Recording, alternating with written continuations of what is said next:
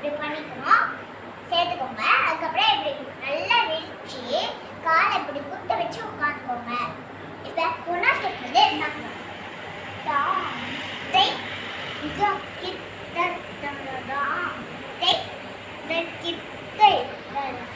இப்போ வந்து ஸ்ட்ரெயிட் போர்ஷன்ல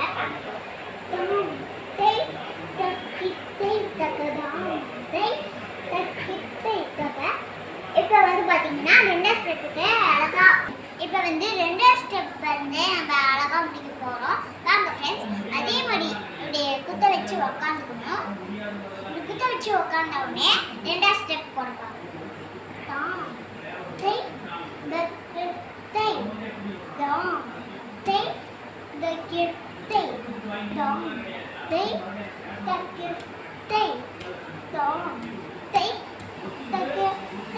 இப்போ வந்து ஸ்பீட் போர்ஷன்ல பார்க்கலாம்.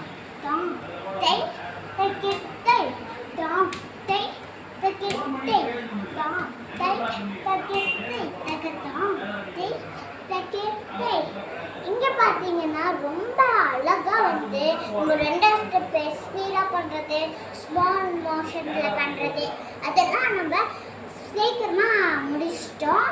இந்த வீடியோ உங்களுக்கு பிடிச்சிருந்ததுன்னா லைக் பண்ணுங்க, ஷேர் பண்ணுங்க, கமெண்ட் பண்ணுங்க. அப்படியே கீழே இருக்கிற பெல் பட்டனை கிளிக் பண்ணுங்க. Bye by.